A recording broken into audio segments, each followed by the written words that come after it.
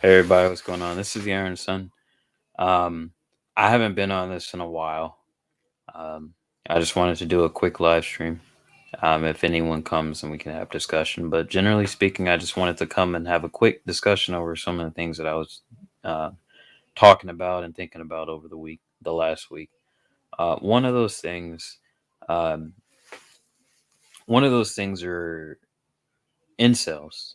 Um, so I've been thinking about incels, and I've been thinking about the halo effect and how the halo effect um, there's an inverse effect that the halo effect um, that factors into why why incels are treated the way they are, and why people just at a lower socioeconomic status in general are treated the way that they are. Um, so as a comparison, you have social caste systems, like the one in India, where you have the desirables and the undesirables, and um, oftentimes when you see the undesirables, we can justify the lack of empathy and morality for these groups just based off of their destitution, just based off the fact that they don't have much, which is kind of messed up when you think about it, because it kind of makes me think that the world only pretends to value people's emotional states and their actual lot in life, um, if they have a high degree of stuff, pretty much, or if people like them, if there's enough people that that see them as favorable, just in a shallow way, not even just like family. I'm talking about just people just out just out there, because family, kin, that's a different thing. um I think that's a different dynamic, and it's a little bit harder to dial in. But um incels, uh in particular, this is just a thought I had. Anyone else who has a thought on it, just let me know what you think, um, or just add your thoughts in the comment section. Incels, um, they tend to be seen at the lower end of the lower end of the socioeconomic realm.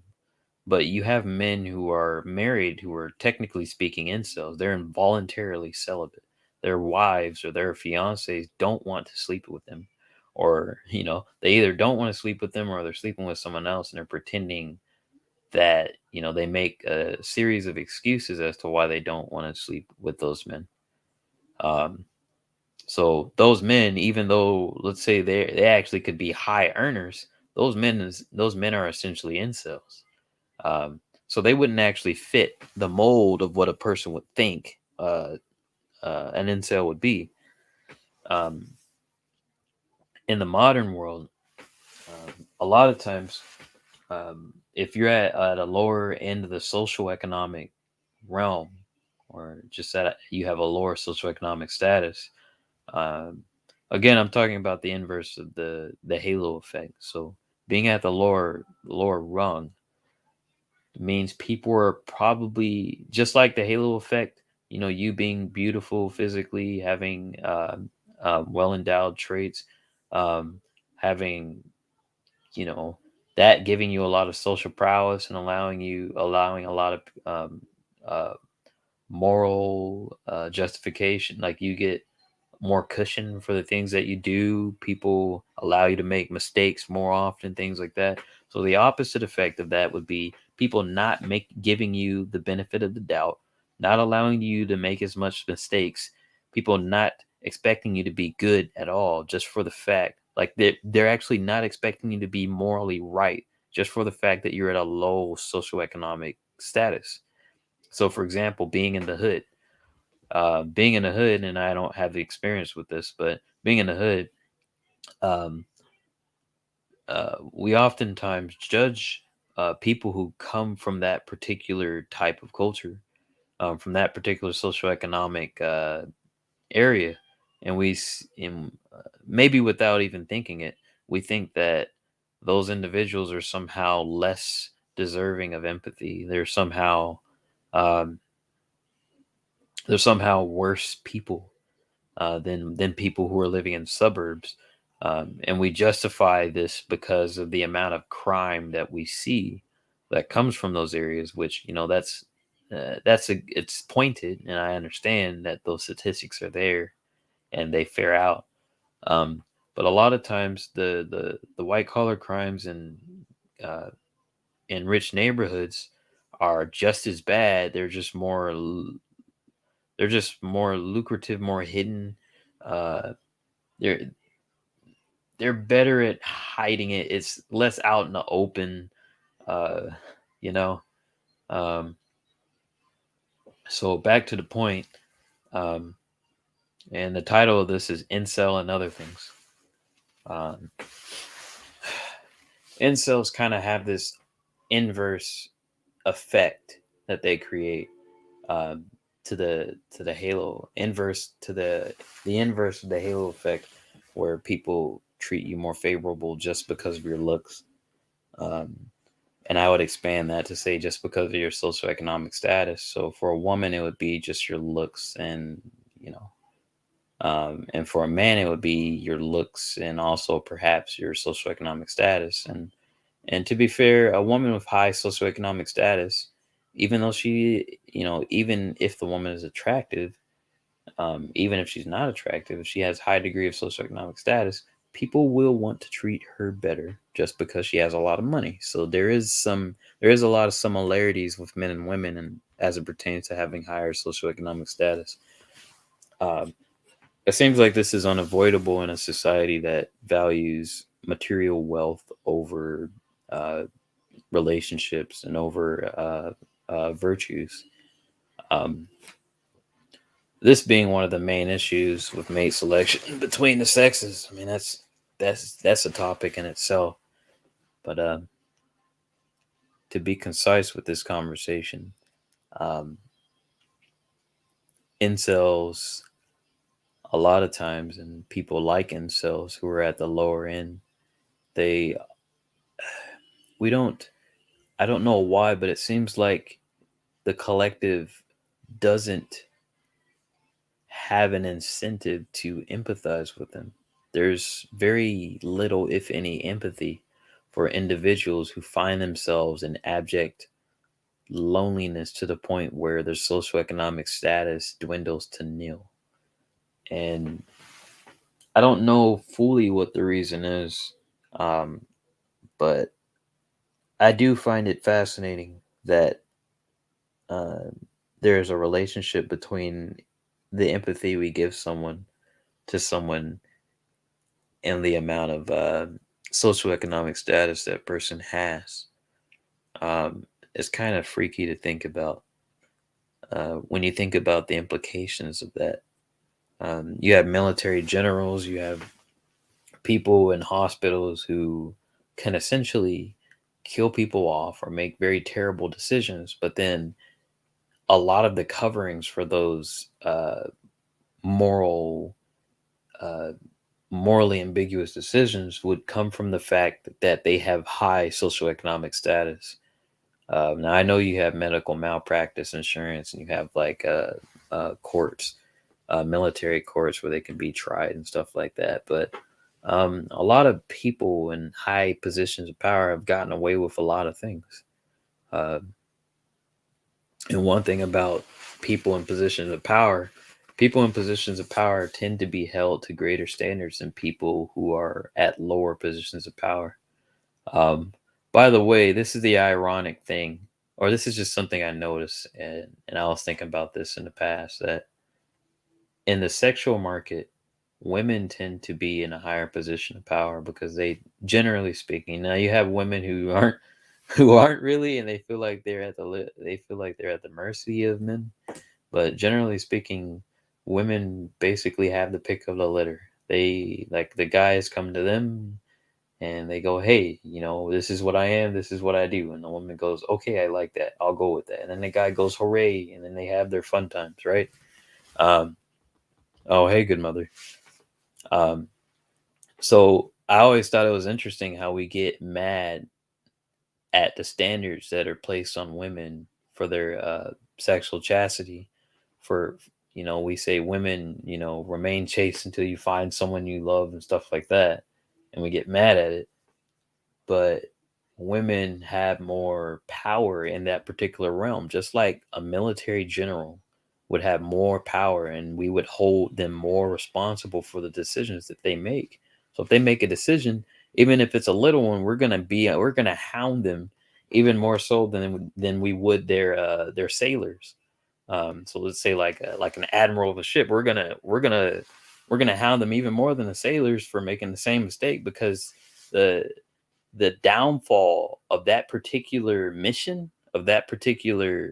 um of that particular subset, is much greater from the decisions of the admiral than the decisions of the sailors. That that's that's the main point.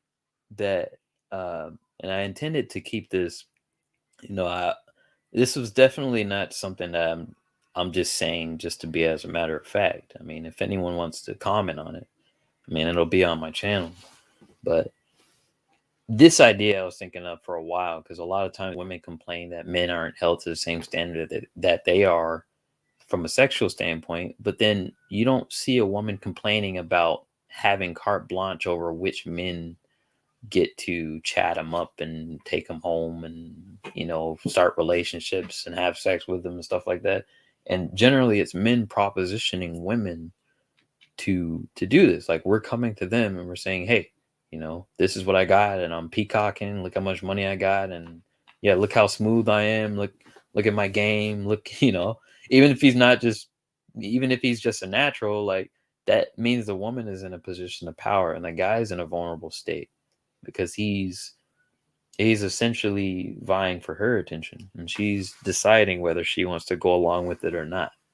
Now, this, with great power comes great responsibility. It's not just a saying.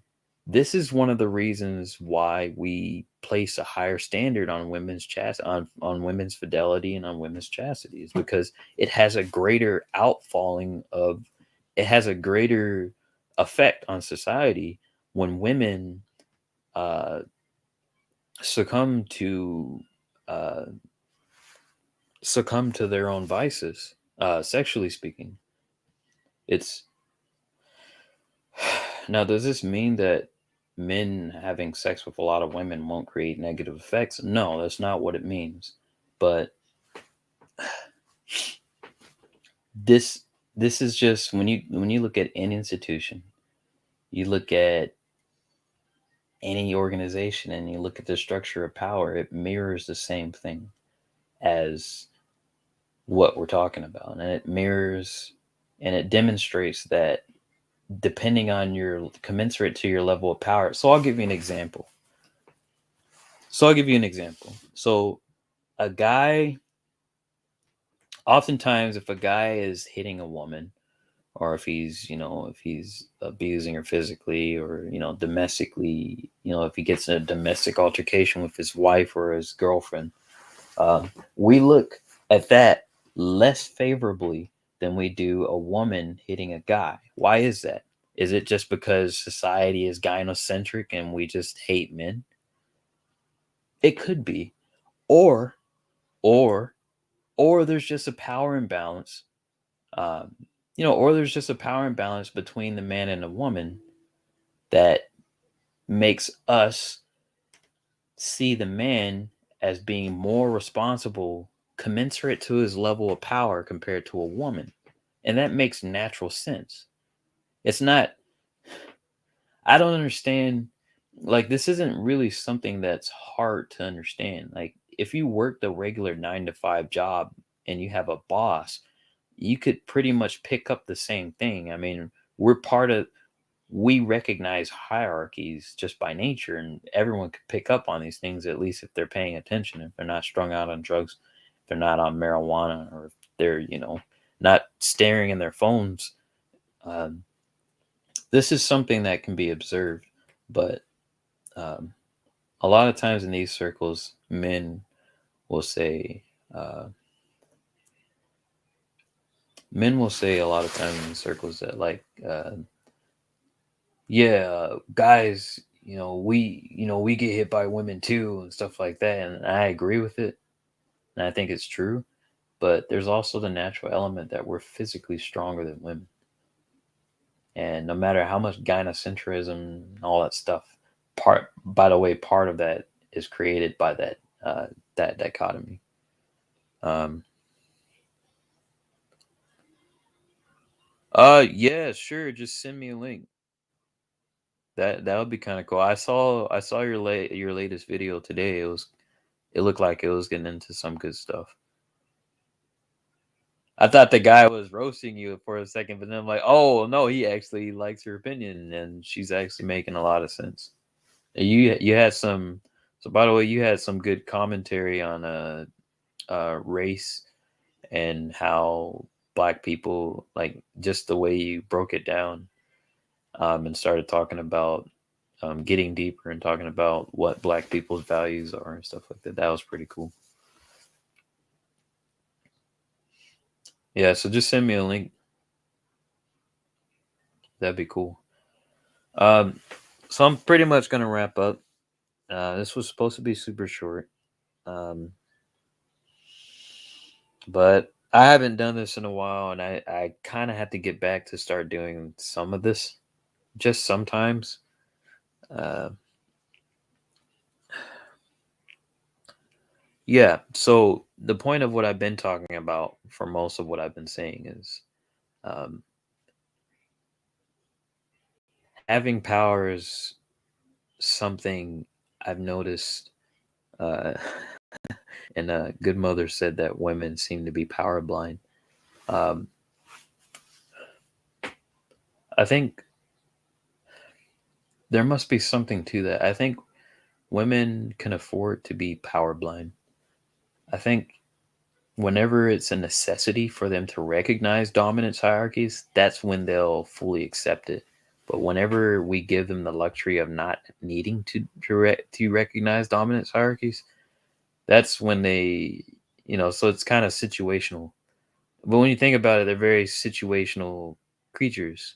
They're very good at understanding context, and they're very deep. Women are fairly detail oriented in terms of, at least in terms of understanding context and remembering things and things like that. Um, yeah, they're irresponsible because they can afford to be. Um, because I mean, they're in the modern world. Uh, Now, if they weren't in the modern world, then they would rather someone else wield that power, because then there'd be less chance of them wielding it incorrectly and getting themselves killed. And they're not as likely, they don't like taking risk unless there's an out. Uh, Now, a lot of guys say women are not uh, risk takers. Sure, they are. In a funny way. I'm saying this in a funny way. Sure, they are, because you have women who accuse guys of, accuse guys of grape. They'll accuse guys of sexual assault, stuff like that, and falsely. They'll accuse them falsely, and you have women who accuse men who actually did it. But for this conversation, I'm talking about women who accuse men who were completely innocent. They take the risk, but they only take the risk because there's a cushion, because they know that there's not a great chance that they'll be punished for their uh, their moral decision. Um, yeah, my cat's being goofy. Uh, oh.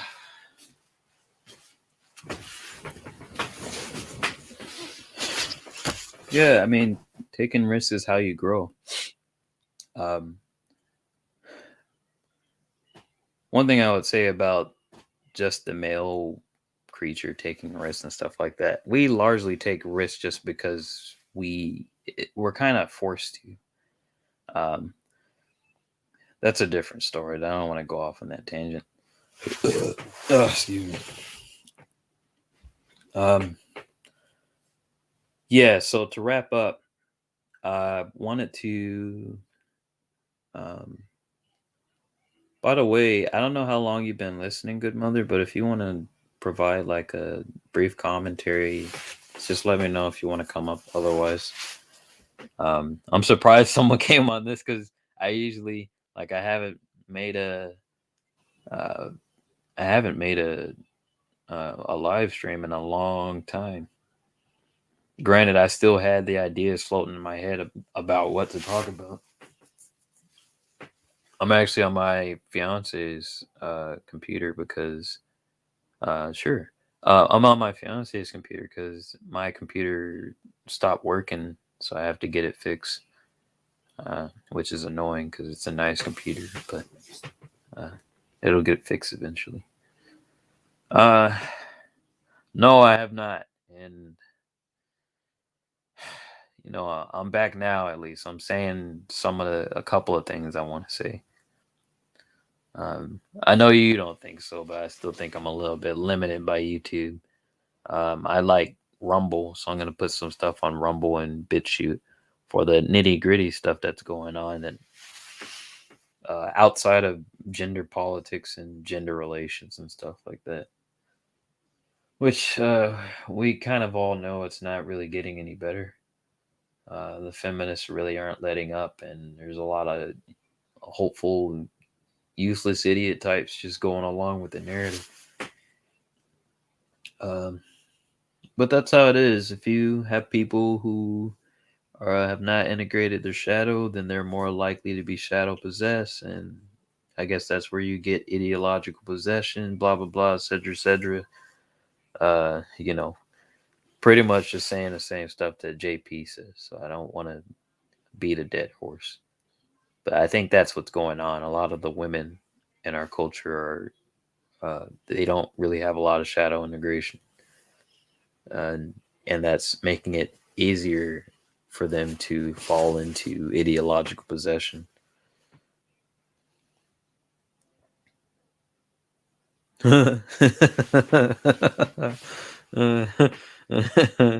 Oh man. Oh boy.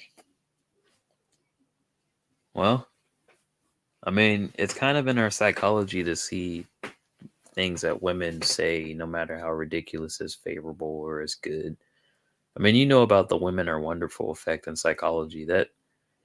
That causes a lot of issues with our natural biology if it's not controlled.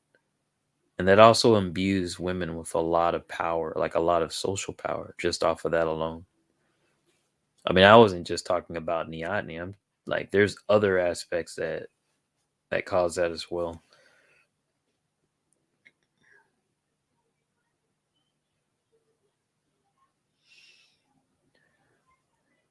Yeah, if you want to do that real quick, if you want to come up, I'll provide a link. I'll just put a link just in case you want to come up. Um, if you want my take, I'm not going to be on the live stream very long. I don't really get the opportunity to do it as much. I'm working a little more, but I want to do it more in the future. It's probably like once every week, something like that. Here, let me see if I can. I think I still know how to put a link out. What time are y'all doing the whatever the stream is? Whatever time y'all are doing it, just let me know.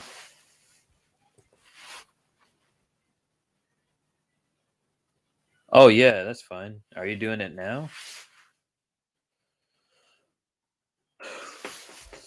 Well, I'm about to open a channel link.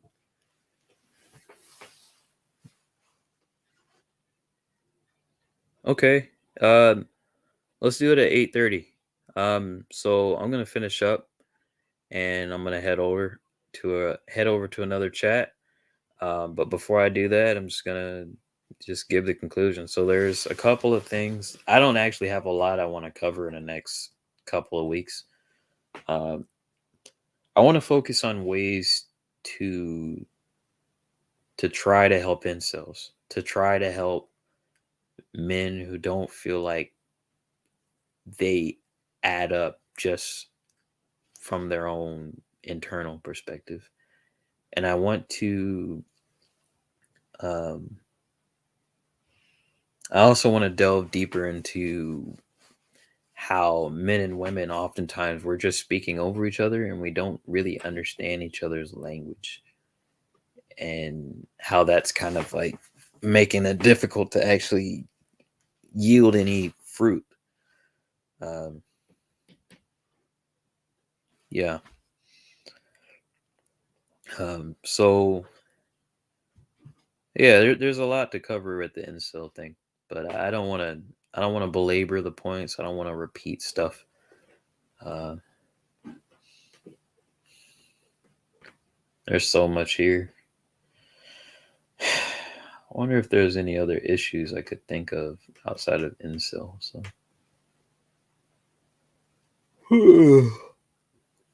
Cool. Yeah, they just need someone to tell them that. I mean, just someone who's actually experienced the same stuff. Because a lot of men have been involuntarily celibate. That's not. I mean, the sexual market has changed. So, and you have men in relationships who are married to their wives, and they make like 100 grand, 180 grand. They're incels too because their wives don't want to sleep with them, right? So, for whatever reason that is. Uh, I don't know why that is. Women's sexuality is just more volatile than men's. That's another thing. Uh, that's a topic in itself. Their sexuality is their sex drive, their sexual choices are. Yeah, it's it's a mind fuck. No, I think men in history knew that, and the way that they circumvented that was through increasing their socioeconomic status, because it's almost like the women's sex drive would work off of the like it was opportunistic, almost like their sex drive is opportunistic. So if they see a guy who is who has high socioeconomic status, it's almost like they'll put themselves in heat. It's kind of weird to describe. It's almost like they're ready for anything just because he has a lot of stuff. So it makes me think that that's a factor in all of this. Anyways, um, yeah, so it's the Iron Sun. I'm back talking about a couple of things. And of course, I have my trusty logo here with the stormtrooper on a horse in golden fashion. All right, y'all, try to make it a good day, a good week. I know a lot of y'all have 9 to 5s and stuff like that. Try to, you know, just try to do something fun at the end of the day, at the end of the week. All right, y'all.